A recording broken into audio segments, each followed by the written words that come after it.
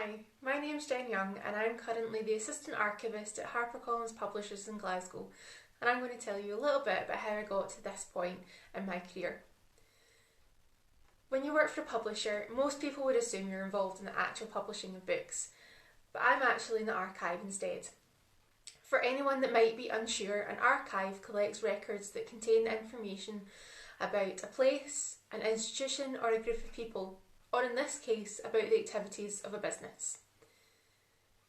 And we make that information available to anyone who needs it. The HarperCollins Archive supports many aspects of the business, such as legal, HR, finance, contracts, design, marketing, and so on. The archive team, currently made up of 4 people, is on hand to answer inquiries and look out records from members of staff, as well as from people outside the business. There is an amazing array of material from across the business. William Collins and Sons was founded in Glasgow in 1819 and became Harper Collins in 1989 when Collins merged with Harper and Row of New York. So that's over 200 years worth of history and material to look after. And it's not all just about numbers, which is what a lot of people expect to find in a business archive. There are some really fascinating insights into how the company works. We have letters from authors, original artwork, copies of all the books we've published. We have over 100,000 in the stores at the moment. Contracts and marketing material, as well as the historical records of the founders, the Collins family, and telling the story of the business over the years. There's photographs, correspondence, staff newsletters, portraits, and those expected numbers in the form of sales ledgers. We publish some really big names, including Tolkien, Agatha Christie and George R.R. Martin, just to name a few. So there is really a lot of fascinating items to be found. For instance, we have a fan letter that points out that Tolkien made a mistake using dwarfish runes, and Tolkien's rather terse response. My daily tasks are varied. I could be cataloguing a new collection from a publisher that HarperCollins has just acquired, creating posts for social media, doing some preservation work on paper that's been damaged over the years, and of course, I'll be answering inquiries. Perhaps from legal about contracts, or an editor asking for a copy of a specific book, or from customers wanting to know when a book that they own was published. No 2 days are the same, and I'm always kept busy. I have to know what tasks to prioritise and how to plan my time in order to get things done. Over the last few months, working from home has certainly been strange for me, as the biggest part of being an archivist is working with the physical records themselves. But it's also been a good opportunity to get some paperwork done and concentrate on things that can normally take a back seat. Things like creating finding aids for important collections, researching prolific authors, updating policies and procedures, and tidying up catalogues. So why did I want this position? Well, the simple answer is the books. I love reading, and it was a great opportunity to combine my love of history and my love of books. My undergraduate degree is in history, and I also attended the University of Glasgow. But why do I think I got the position? Well, my previous archive job was in another business archive, so I had the experience of dealing with business records and understanding how businesses function and their needs from an archive, as well as how to manage the expectations that comes from this. But to get any job in archives, it takes a great attention to detail, organisational and planning skills, the ability to carry out research, and above all, communication skills. People tend to see archives as a solitary job, but it's not all just reading records and answering inquiries via email. Outreach is a really important part of the job to increase engagement with archives and to reach a wide audience, so giving talks, much like this one, isn't uncommon.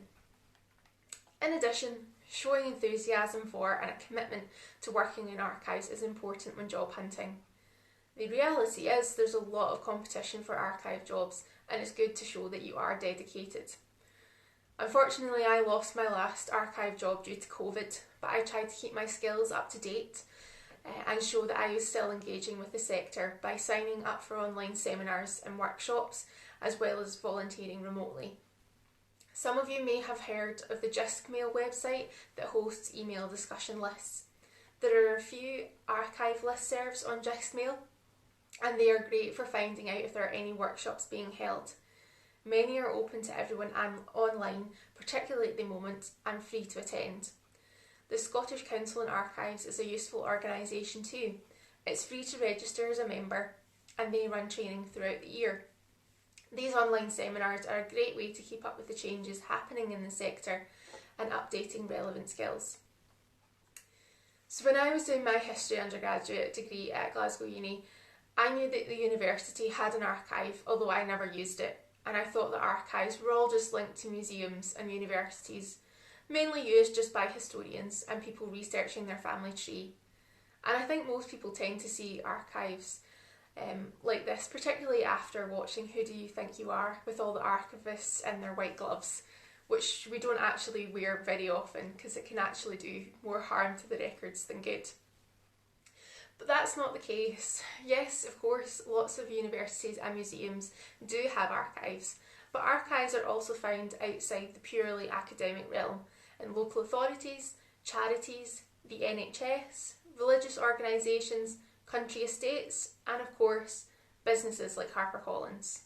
So there's lots of possibilities in the sector that you might not have thought of. I have worked and volunteered for a lot of different archives over the years, including local authorities, a whisky brand, a university, a charity, and Moving Image Archive. This has given me lots of experience, as no two archives are the same in terms of how they run and what they collect. It has proved useful to bring a range of perspectives to a new role and look at situations in different ways to achieve the best outcomes. Archives are supposed to collect original, unpublished material. That's the official definition anyway, but the reality, of course, is always much different. Obviously, HarperCollins Archive has published material in the form of our books, as that records a vital part of our history, and objects can also be relevant to and held with the related records. For example, we have company stamp presses and even a couple of small wooden wheelbarrows that we think were used for marketing Miffy books. And archives aren't just all about the written records. We can also hold photographs, videos, tapes and CDs. Lots of things can be classed as records as long as they hold information about activities and events. And now in the digital age especially, it's not paper records that are the most important thing that archives collect either. We have to think about the vast amount of information being created every minute of the day in the form of emails, Word documents, PDFs and social media posts. So if you have a technical mind, becoming a digital archivist is a route to think about. Archives need digital specialists, and really that's the future of archives, with organisations not producing many paper records anymore and the fast pace of change within technology affecting how long digital records can be stored. So to become an archivist, you need a postgraduate qualification. There are 5 universities in the UK and 1 in Ireland that offer the course, including the University of Glasgow, which is where I did my Masters.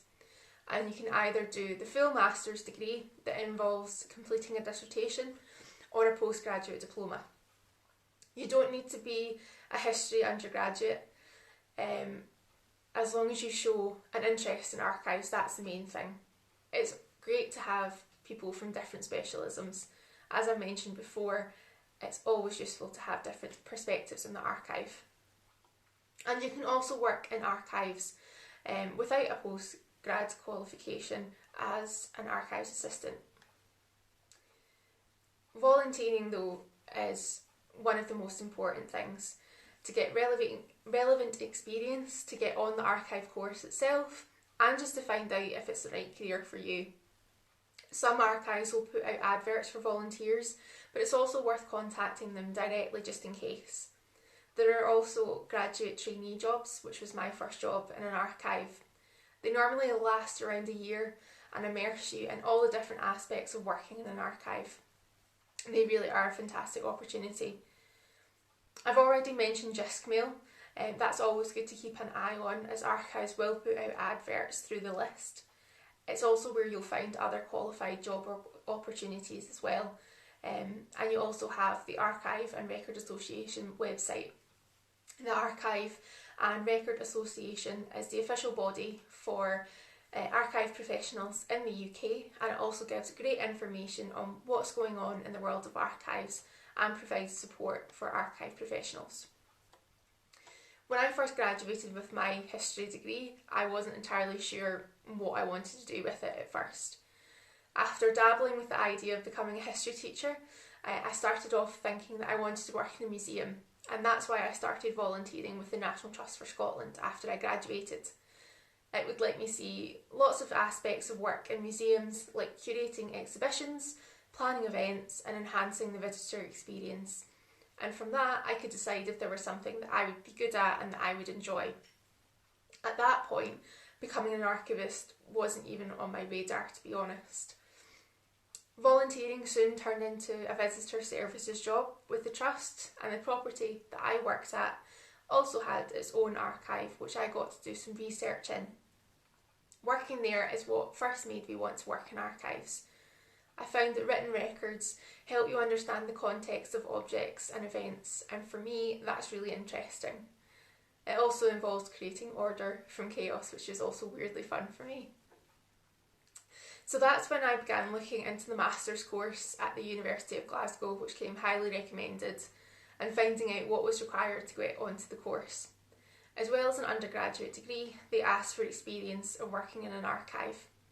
I wanted to make sure that I had worked in an official archive before applying, so I sought out volunteering opportunities and eventually got a graduate trainee role with a local authority.